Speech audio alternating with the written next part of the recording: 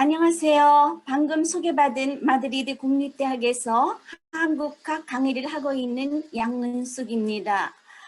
강연을 시작하기 전 오늘 이 자리를 마련해 주신 민주평통자문회의 휴스턴 협의회와 저를 이번 강연에 초대해 주신 협의회 교육을 담당하고 계시는 텍사스 세인트 메리 대학교 임성배 교수님께 감사의 말씀을 드립니다. 그리고 오늘 강연을 듣기 위해 참석하신 모든 분들께도 감사를 드립니다. 이미 포스터를 통해 아시고 또 방금 소개를 해주셔서 아시겠지만 오늘 강연 주제는 중국과 북한 관계를 어떻게 볼 것인가입니다. 제가 가르치거나 세미나를 하는 스페인 학생들에게는 이 주제가 조금은 생소하기도 하지만 우리 한국인들은 일반적으로 중국과 북한의 관계를 어느 정도 아니면 많이들 알고 계시는 것으로 알고 있습니다. 그럼에도 불구하고 때로 그 관계에 의구심을 일으키는 상황들이 발생하기도 하죠. 그래서 제가 오늘은 이해하기 쉽게 두 나라의 관계를 단계적으로 몇 가지 요소로 설명을 해드리려고 합니다. 자, 그럼 강연을 시작하겠습니다.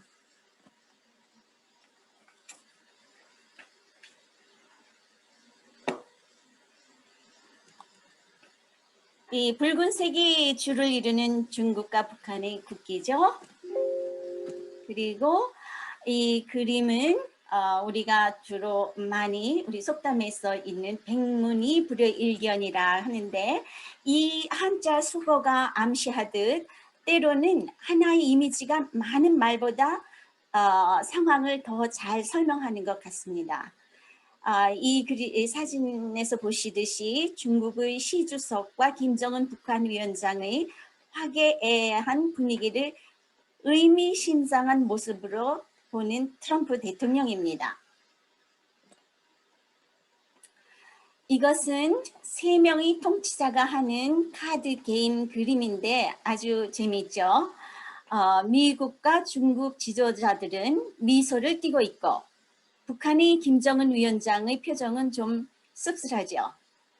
그런데 재미있는 것은 셋 모두 한 손에 카드를 쥐고 있습니다. 그리고 다른 한 손엔 소매 안에 숨겨진 카드를 만지작거리고 있습니다. 이것이 의미하는 바는 게임에서 이기기 위해서는 속임수라도 쓰겠다는 심산입니다. 즉, 자국의 이익을 위해서라면 정당한 방법이 아닌 수단과 방법도 불사하겠다는 것을 암시하는 것 같습니다.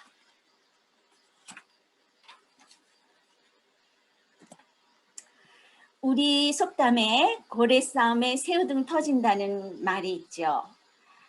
안타깝게도 한반도, 한국 아니면 북한은 하필 이 새우의 운명에 있습니다. 여기서 두 고래는 중국과 미국이고 북한이 가련한 새우가 되어 있는 상황입니다. 여기서 한반도의 지리적 위치를 좀 보고 지나가려 합니다. 제 스페인 학생들에게 한반도의 지리적 위치는 좀 생소하지만 우리 한국인들은 모두 잘 알고 있는 사실입니다. 보시다시피 한반도의 43.5배 정도의 중국, 77.4배 정도의 러시아, 1.7배의 일본, 그리고 44.5배 정도의 미국에 둘러싸여 있습니다. 이렇듯 한반도는 주변이 강대국에 둘러싸여 있고 이러한 지리적 위치가 한국의 역사를 생성해 왔던 것입니다. 우리 역사를 보면 끊임없이 외세의 침략을 받아왔지요. 역시 지금 보시는 기본 정보는 한국인들은 모두 잘 알고 있는 사실입니다. 그래도 짚고 넘어가는 차원에서 한반도의 면적을 보면 영국의 크기와 비슷하고 남한은 포르투갈 면적 정도 됩니다. 인구는 남한이 북한이 거의 2배가 되는데 이는 통일을 쉽게 그리고 빠르게 할 수 없는 요인이 되기도 하죠. 통일 관련 사안은 여기서 다루지는 않겠습니다.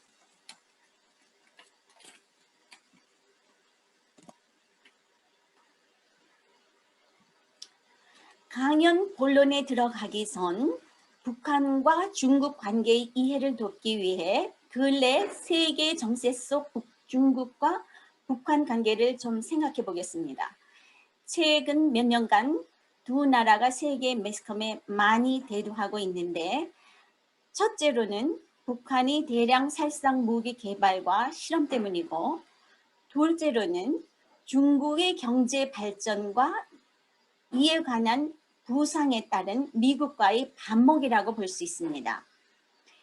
특히 중국의 괄목할 만한 경제 성장과 더불어 아시아에서의 패권을 넘어 세계의 패권을 넘보려는 야망이 아직까지는 세계의 경찰관 행세로 가장 강대국임을 자처하는 미국과 힘겨루기를 하고 있는 상황에 북한이 끼어 있다고 보겠습니다.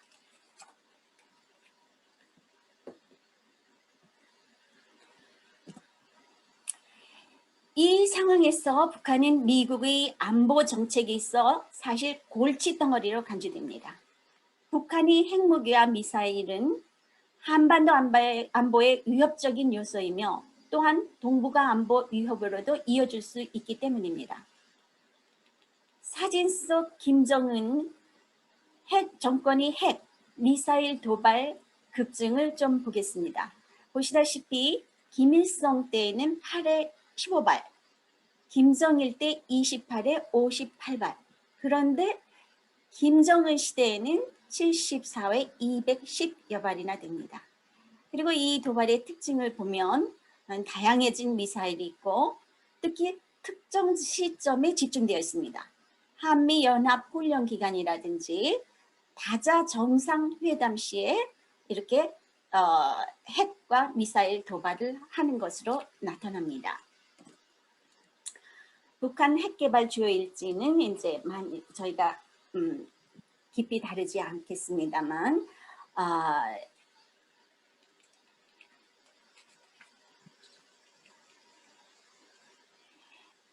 사실 북한의 핵 개발은 이 일지, 제일 처음에 나오는 1985년보다 훨씬 더 일찍 시작이 되었다가 봅니다. 확실한 연도는 안 나오지만 보통 1960년대 초로 많이 생각들을 하고 있습니다. 즉 한국 전쟁 후로 볼 수 있습니다. 그런데 1985년 핵 확산 금지 조약에 가입을 했다. 94년에 탈퇴를 합니다. 그리고 그 후로 핵무기 개발에 박차를 가하고 2005년 핵무기 보유를 선언하죠. 그 이후로도 핵무기 개발은 계속되고 미사일 발사도 쉬지 않습니다. 여기서 보면 북한의 미사일 위협이 올해까지도 이어지고 있는 것을 알 수 있습니다. 그리고 특히 흥미로운 사실은 김대중 정부 때는 1회 미사일 발사를 북한이 했는데요. 노무현 정부 때 11회, 그 다음에 이명박 정부 때 12회, 박근혜 정부 때 5회, 그리고 문재인 정부 때 18회가 됩니다. 여기서 오른쪽에 통계를 보시면 작년 2020년대에도 미사일을 발사를 했고 올해도 3월에 2번을 발사를 한 것으로 나타납니다.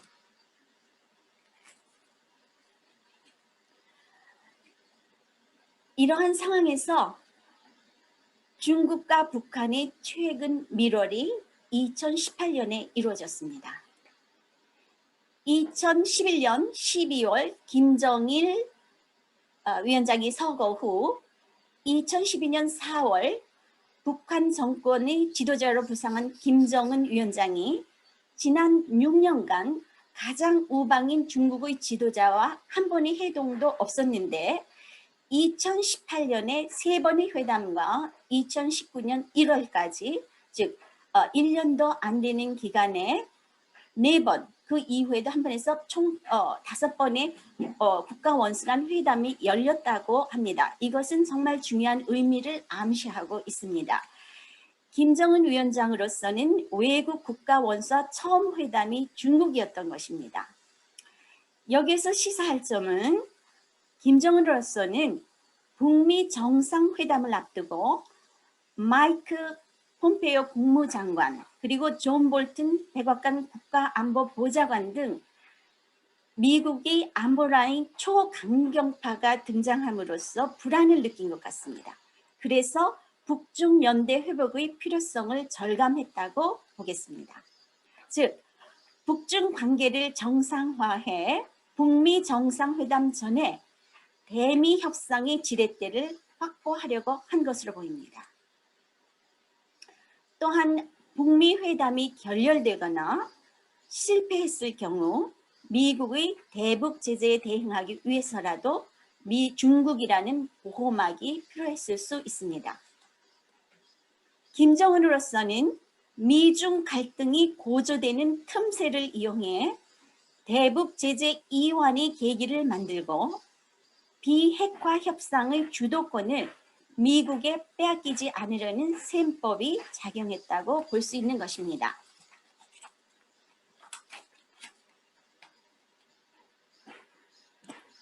보시다시피 이 사진은 김정은 위원장이 싱가포르 트럼프 대통령과 정상회담이 열리기 전 시진핑 주석과 회담하기 위해서 2018년 5월 8일 달리안에서 찍은 사진입니다.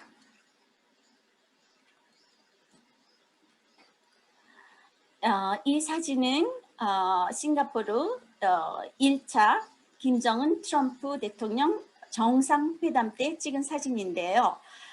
이 사진의 모습은 둘 다 화기애애합니다.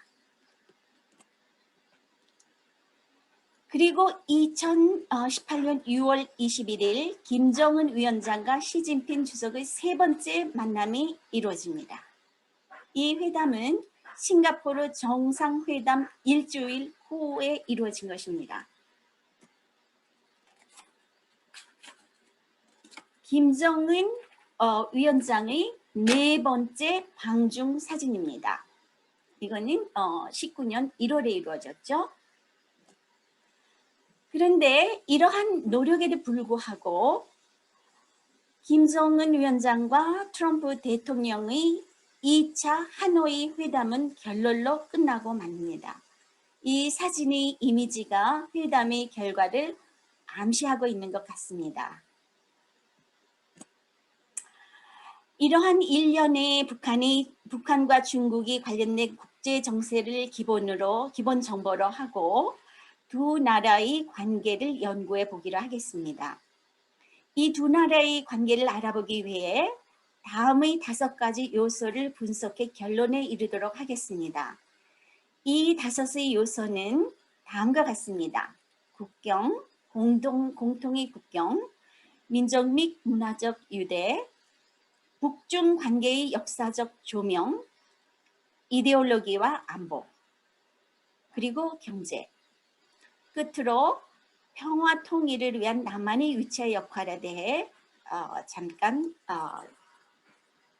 이야기해 보겠습니다.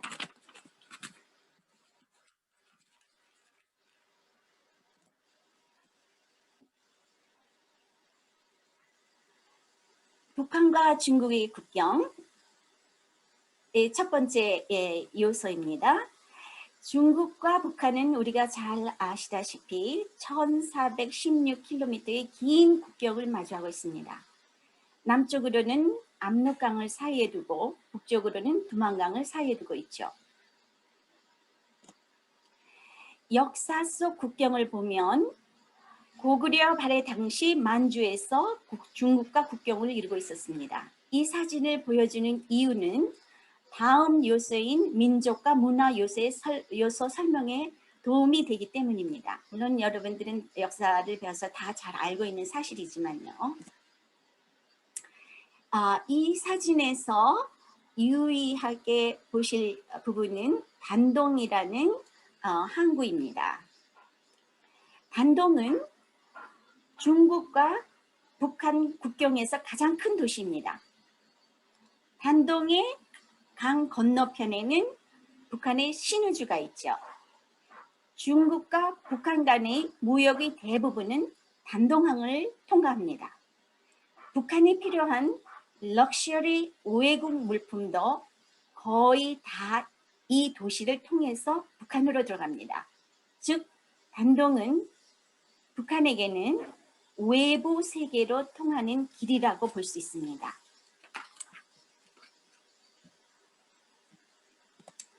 자, 두 번째 요소인 민족 및 문화적 유대입니다. 신석기 시대 이후 한국 민족, 즉 조선족은 만주, 시베리아, 중국, 한반도에 살았습니다. 이들은 고구려와 발해 시대에도 살았고 중국이 이 영토를 점령하고 나서도 그곳에 살았습니다. 현재 중국에는 약 200만 정도의 조선족이 살고 있다고 합니다. 이 통계가 아주 최근의 것은 아닙니다. 최근의 것은 제가 좀 찾아봤는데 2020년까지도 잘 안 나와요. 그래서 근데 이제 숫자는 뭐 그렇게 급하게 인구수는 바뀌는 게 아니죠. 그래서 길림성 전체의 조선족 인구는 약 104만 명 정도로 소수민족 총 인구의 47.8% 정도를 차지하고 있는데 이는 2010년도의 통계입니다. 그리고 그 다음에 몇 년 지나서도 통계가 거의 비슷해요. 주요 분포 지역은 연변 조선족 자치주와 길림시입니다. 연변의 조선족 인구는 길림성 전체 조선족 인구의 71% 정도를 차지하고 길림시는 약 13.2% 정도를 차지합니다.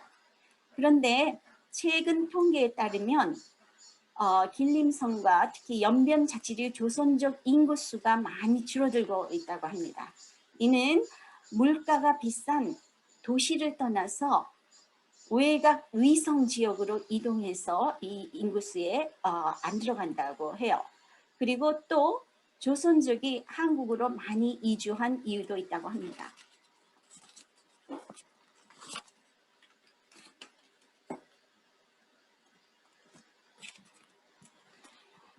중국 속의 조선인들은 소수민족의 모델로 높은 사회 경제적 지위를 차지하고 가장 낮은 문맹률과 대학 출석률이 또한 가장 높다고 알려져 있습니다. 조선족들은 강한 민족적 정체성을 유지하면서도 자신들은 한국과 강한 인연을 가진 중국인 국적 소유자라고 인식하고 있다고 합니다.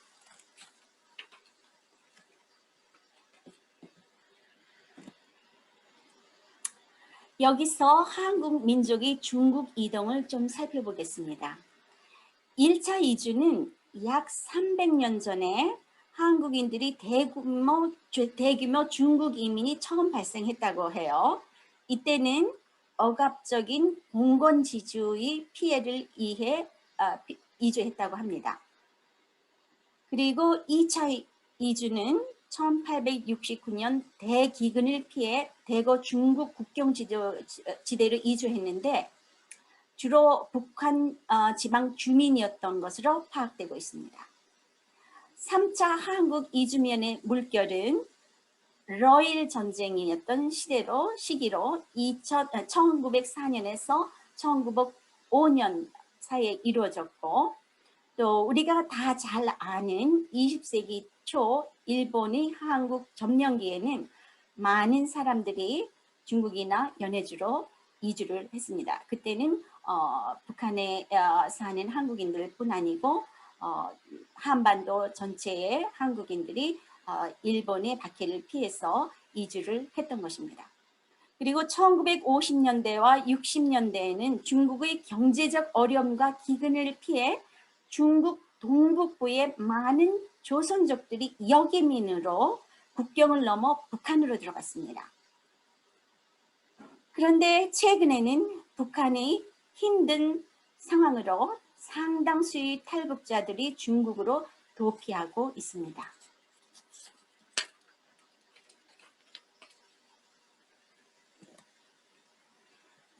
민족 및 문화적 이유 대해서 한국의 중국 문화 영향을 살펴보도록 하겠습니다. 우리가 잘 아시다시피 한문 사용은 1444년 세종대왕이 한글을 창조하시기 전까지 사용했고 또 그 이후로도 물론 그 중요성은 많이 줄었지만 계속 사용하고 있죠. 그리고 한국은 중국으로부터 3대 종교를 전해받았으며 유교, 불교, 그리스도교죠. 물론 우리 독창적인 예술, 정부, 행정 시스템이 있었으나 중국의 영향도 많이 받았다는 것은 부인할 수 없는 사실입니다. 특히 중국의 유교 사상은 여전히 한국 사회의 도덕 체계, 삶의 방식, 사람들 간의 사회적 관계를 형성하는 데 아직도 중요한 부분으로 자리 잡고 있는 것입니다.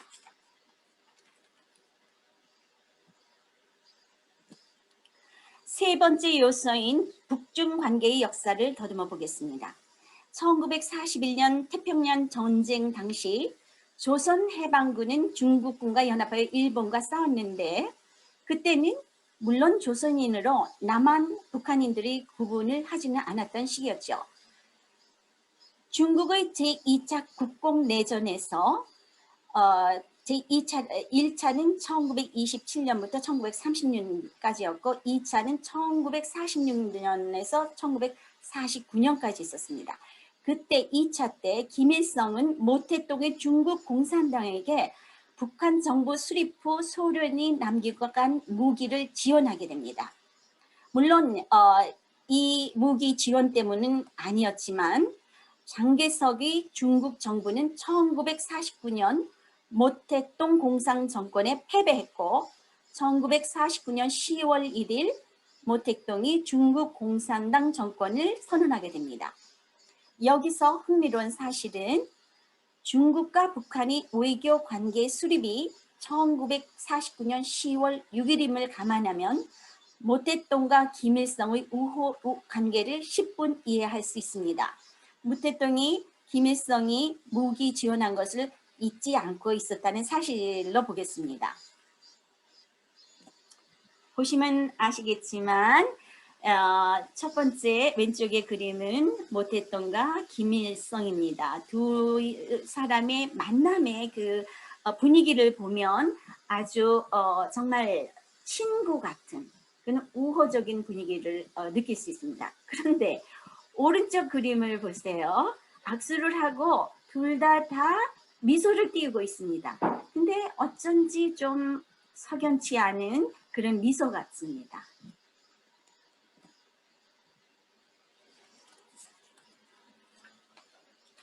이 사진은 제가 김정은 위원장과 김일성의 그 비교를 좀 하기 위해서 보여드리는 것입니다. 여기 보면은 헤어스타일이 거의 같지요. 물론 체구도 비슷하고요. 그리고 오른쪽 그림을 보면 패션도 아주 비슷해요. 그리고 태도도 손을 외투 속에 집어넣는다라든지 그래서 김정은 위원장이 김일성 주석을 많이 따라하려는 그런 모습이 보입니다. 자, 그 다음에 북중 관계의 역사적 조명의 다른 중요한 요소는 1950년에 있었죠. 우리 한국인들은 사실 이런 역사적 사실은 다 배워서 잘 알고 있어요.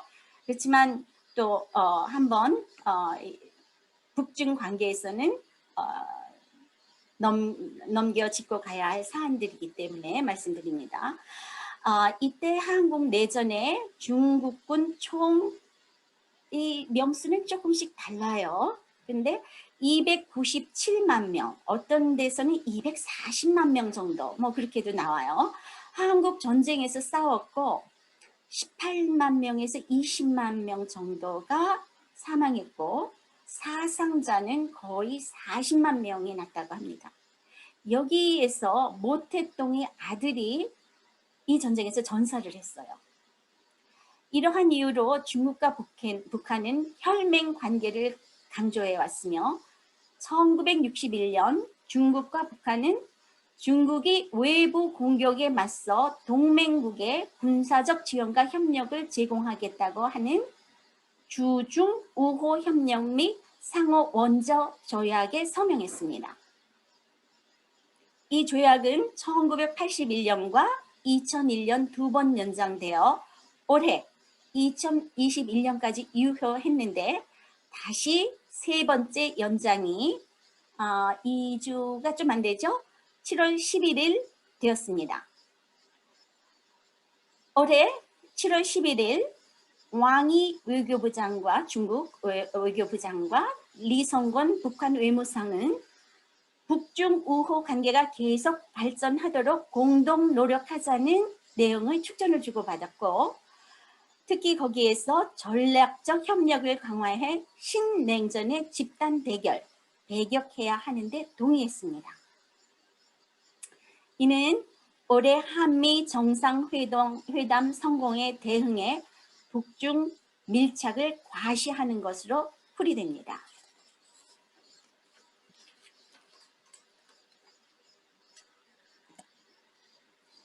이제 네 번째 요소인 이데올로기와 안보에 대해서 알아보겠습니다.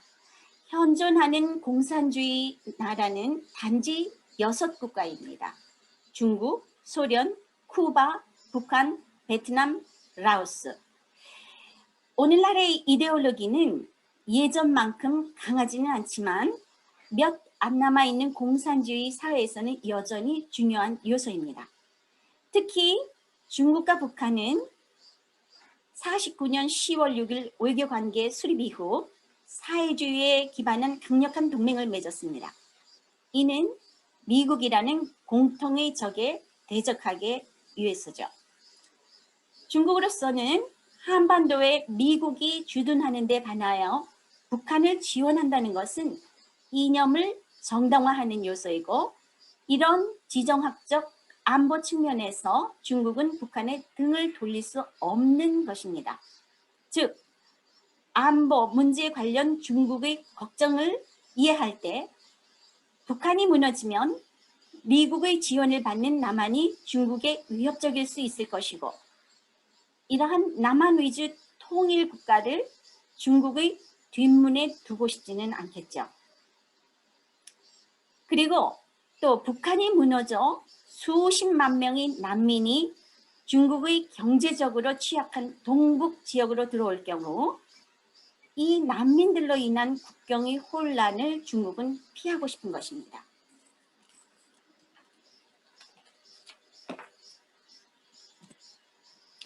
마지막 요소인 북중 경제 관계에 대해 말씀드리겠습니다. 중국은 북중 우호 조약을 통해 북한의 재건을 돕고 광범위한 지원을 제공했는데 이는 북한의 건국 이래 김일성, 김정일, 김정은에 대한 중국의 지원으로 북한의 경제 발전에 필수적이었습니다. 이것은 우리가 한미 우호 조약에 비교했을 때 좀 비슷한 상황이라고 볼 수 있습니다. 사실 북중 무역은 1999년만 해도 북한 대외 무역의 25% 정도였는데 북한에 대한 제재가 이루어질수록 중국에 대한 의존도가 심해집니다. 그래서 2016년도의 무역량은 55억 1천만 달러로 북한 총 무역량이 약 92%를 차지하고 있습니다. 이것은 WTO 국제무역센터가 제공한 자료입니다. 그래서 이것이 시사한 바는 북한에 대한 국제사회의 제재가 시행됨에 따라 말씀드린 대로 북한의 중국 의존도가 커지는 것으로 보입니다. 여기 보시면 이 그래프에서 2000년부터 이렇게 계속 증가가 됩니다. 무역 교역이 2016년까지 물론 이렇게 이렇게 2016년이라든지 이렇게 2015년에 작게 되는 거는 제재를 피해서 중국이 조금은 국제사회에 동의하는 차원에서 이제 좀 교육량이 떨어지고 그럴 수도 있습니다. 하지만 다른 나라들과 교육량이 떨어지면 북한이 기댈 수 있는 곳은 중국입니다. 그래서 교육량은 작더라도 의존도의 퍼센테이지는 큰 것입니다. 여기서도 마찬가지죠. 근데 2018년과 19년이 좀 이렇게 북한의 중국의 수출이 적죠. 그때는 미국의 제재가 그때 이제 회담도 결렬되고 그런 것에서 보여지는 상황이라고 보겠습니다. 여기서 잠깐 유엔의 북한 경제 제재에 대한 중국의 태도를 살펴볼 필요가 있겠습니다. 근데 그 전에 이 제재 받은 결의안을 보면 2006년 첫 번째 제재를 시작으로 2017년 4번의 탄도미사일 발사로 제재를 받은 것까지 거의 10번이 제재를 받았습니다. 그래서 여기서 북한이 유엔의 북한 경제 제재에 대한 중국의 태도를 좀 살펴볼 필요가 있는데, 안보리 결의안이 발표될 때마다 사실 중국은 딜레마에 빠지게 됩니다. 이것을 어떻게 할 것인가? 이 골치 아픈 북한을 내치자니 또 이데올로기 면에서 그래도 몇 안 남은 공산주의 국가고 또 안보적인 측면에서도 완전히 무시를 할 수 없는 상황이거든요.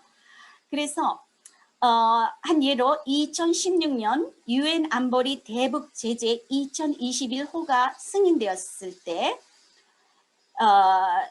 승인되고 북한이 석탄 무역에 제한이 그게 됐을 때 중국은 그러한 제재를 어떻게 이행할 것인가를 고심하게 됩니다.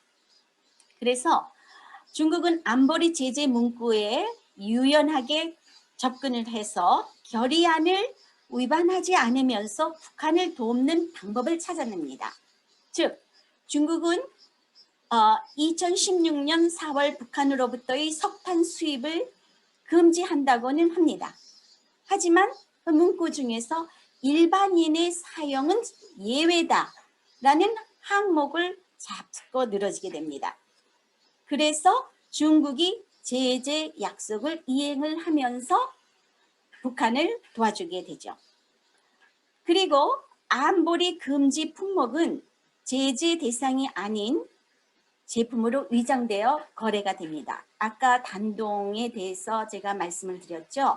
거기 국경지대의 세관의 조사가 참 느슨하다고 해요.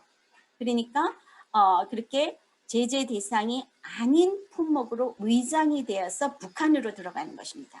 결과적으로 제재의 효과가 크지 않았다는 것이죠. 그래서 이러한 정책 때문에 북한이 생존할 수 있는 줄이 되고 있습니다.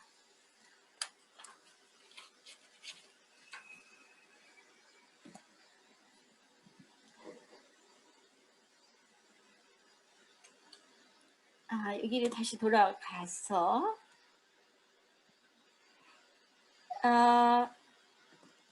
네. 중국이 김정은과 트럼프 정상회담 이후 대북 제재 구제에 대한 제안을 합니다. 1차 회담 후에도 구제 제안을 했고 2차 정상회담 이후에도 대북 제재 구제를 제안했습니다. 사실 트럼프와 김정은 2차 정상회담에서 북한은 대규모 제재 완화를 원했고 물론 이 정상회담이 결렬되거나 그러한 이유에 대해서는 여기서 설명할 수 있는 시간이 없습니다. 그리고 이에 미국은 동의하지 않았죠. 그래서 회담은 결렬되고 말았습니다. 미국은 북한의 핵 프로그램이 완전하고 검증 가능하며 되돌릴 수 없는 폐기가 이루어져야 한다고 하는 한편 북한은 제재의 완화와 동시에 차근차근 핵 프로그램을 폐기하려고 하는 데서 의견 일치를 볼 수 없었던 것입니다. 중국과 러시아도 이 결과에 대해 매우 실망했지만 이 상태에서 중국이 할 수 있는 것은 여전히 북한을 구하는 동맹국으로 남아있는 것이었습니다.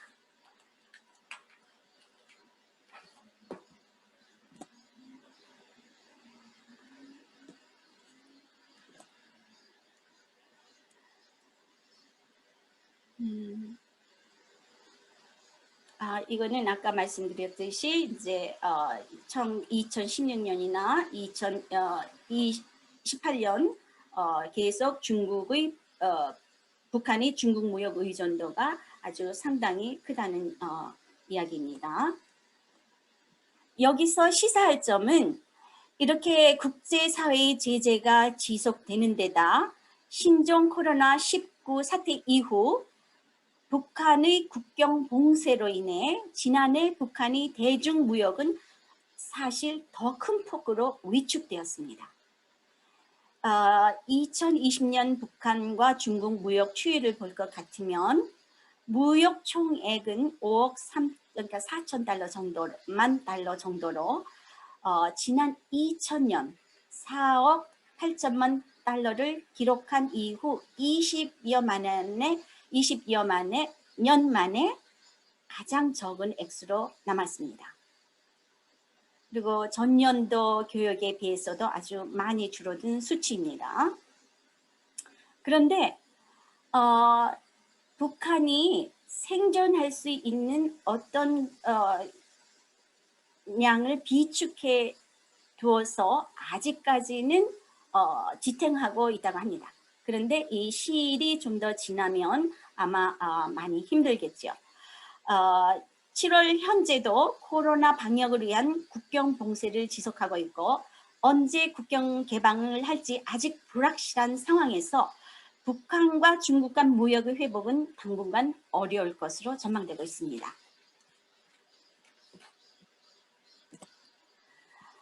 이제 이러한 요소를 바탕으로 결론을 말씀드리겠습니다.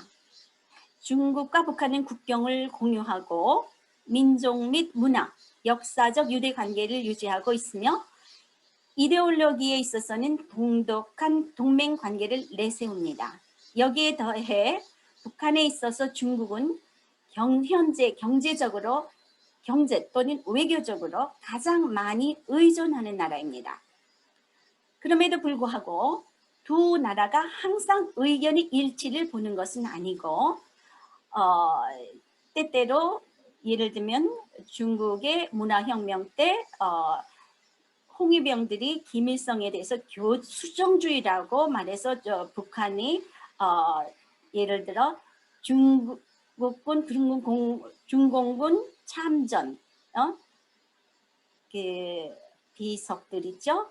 국군묘지를 다 파내라고 그렇게 했다는 이야기도 있습니다. 이런 식으로 사실 지나오는 역사 속에 북한과 중국의 이렇게 서로 의견의 일치를 보지 않는 때도 많았습니다. 이처럼 북한과 중국은 때로 서로 불신은 하지만 관계는 지속됩니다. 왜냐하면 두 나라는 함께 싸워야 할 공동의 적이 있기 때문입니다. 물론 이것은 미국을 가리키는 것이죠. 중국에게 북한은 창과 방패 같은 것입니다. 중국은 북한을 미끼로 삼아 미국의 봉쇄 정책을 깨는데 사용할 수 있는 가장 날카로운 창입니다. 다른 한편으로는 미국의 압력으로부터 중국을 보호하는 완충지대로서의 방패입니다. 북한의 경우 미국과의 협상에 중국보다 더 좋은 지렛대는 없습니다. 북한은 미국과 정상회담의 기회를 통해 중국과 악화됐던 관계를 회복했고 이번에 미국과의 협상에 동맹국이라는 사실을 가지고 중국을 이용했다고 볼 수 있습니다. 이렇게 두 나라는 서로 이익을 위해 함께 있다고 보는 것입니다.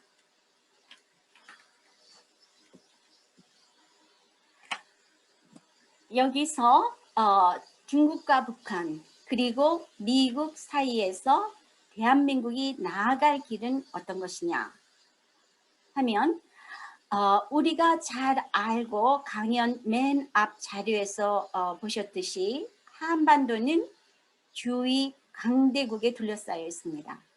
물론 이러한 지정학적 이유로 외세의 침입이 끊임없었고 급기야 우리 의지와는 상관없이 한반도가 두 동강이 나는 지경에 이르렀습니다. 강대국들이 이권 다툼이 지속되는 한 한반도는 여전히 그들이 손 안에서 놀아나고 있게 됩니다.